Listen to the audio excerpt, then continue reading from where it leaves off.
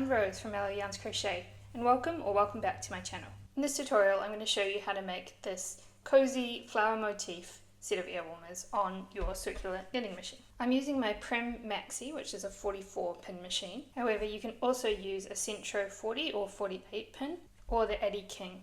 Just keep in mind that if your machine has fewer pins than mine does, your ear warmers will end up a little bit narrower, and if it has more pins, it'll end up a little bit wider. You could also use an Addi Express or a 22 pin machine, however that would create more of a headband than a set of ear warmers because it'll be much narrower in width. To start, you just want to crank your machine in a clockwise direction until your first pin is just to the right of your yarn guide. On my machine, my first pin is my coloured pin, but on some machines your last pin will actually be your coloured pin. Now we want to leave a decent yarn tail because we're going to be using it for seaming. Then to cast on, you just want to hook the yarn underneath your first pin. Slowly crank the handle so that your second pin ends up just to the right of the yarn guide. You want to swing the yarn behind the head of the second hook and underneath the third hook. So you're essentially skipping the second pin. I like to just hold onto my yarn tail a little bit to keep the tension tight when I'm doing these first few stitches. Again, crank your yarn slightly, go behind the next pin and under the one after that. Once you've done about 4 stitches, I find you can let go of the yarn tail and there's usually enough tension to keep things secure, and you just want to keep weaving in between each stitch so that you're hooking under every second stitch.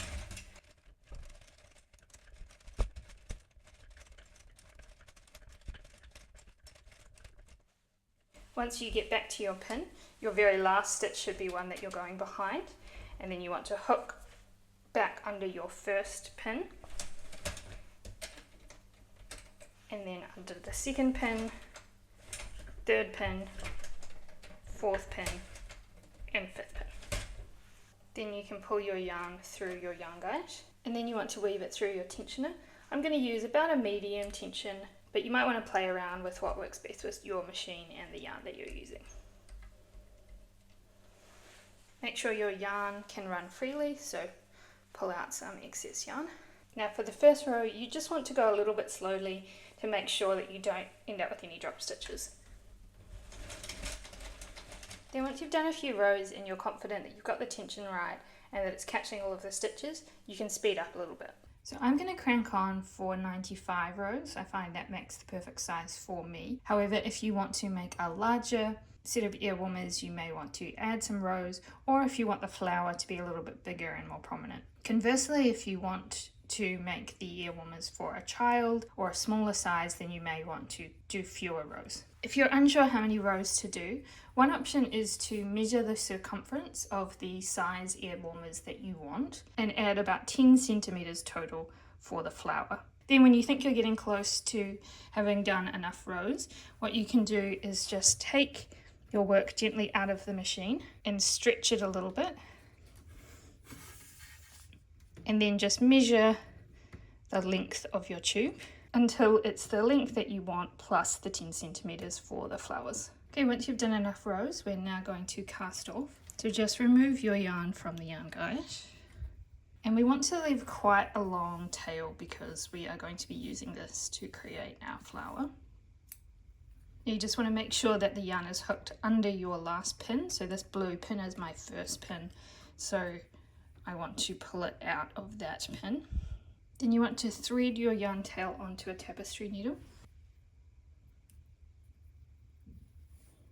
And then we're just going to pick up all of our stitches with our tapestry needle. So to do that, you just want to slowly crank, making sure that the yarn is caught properly under your final stitch. Then you want to slowly turn the crank until your stitch starts to pop off your needle. And then you can insert your tapestry hook under that stitch.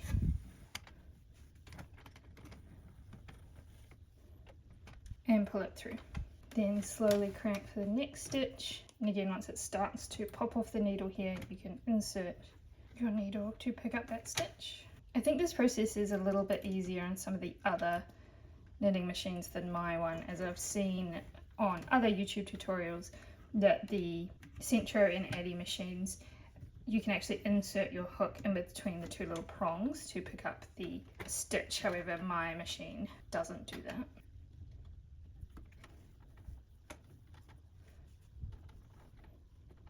Now the important thing is not to pull too tightly on your yarn when you're threading through, because you don't want to cinch up the circumference of our tube. So you want to keep it fairly loose.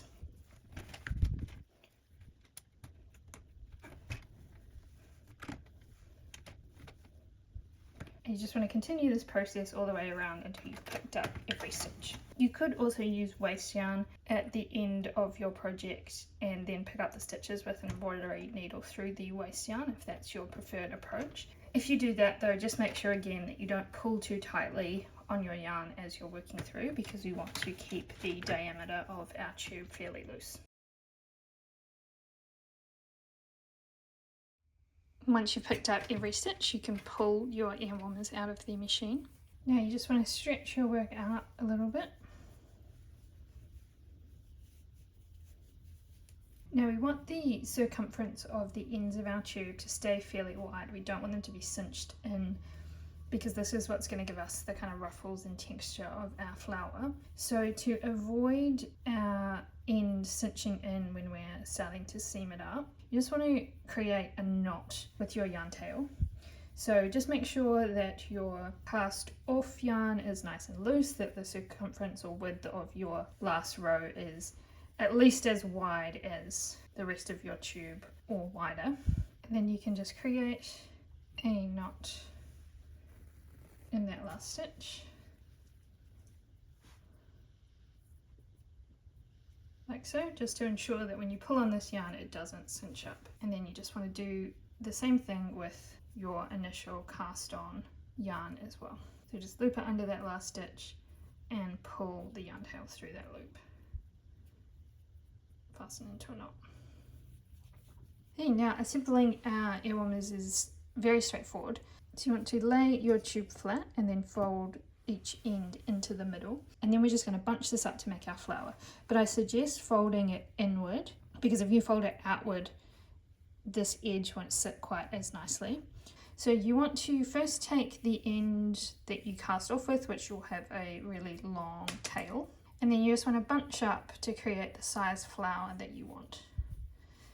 Keep in mind, the larger you make your flower, the narrower it will make the main body of your ear warmers.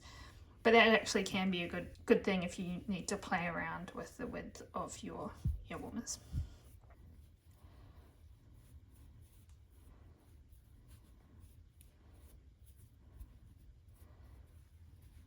Keep in mind that this is only going to be half of the flower, because we're going to do it with the other end as well. So once you're kind of happy with the size of that, you just want to take your yarn tail and wrap it around nice and tightly.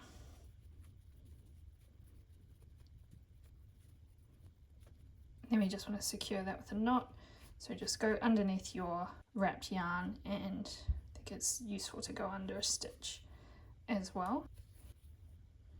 Create a loop like so, and then you can just insert your yarn through that loop.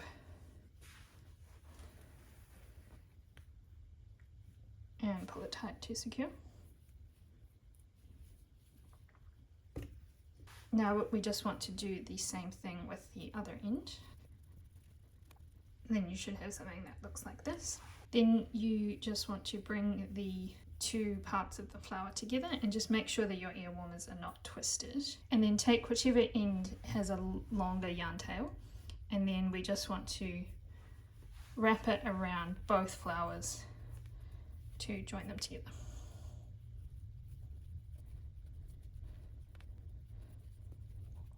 And then you can tie this one off in the same way.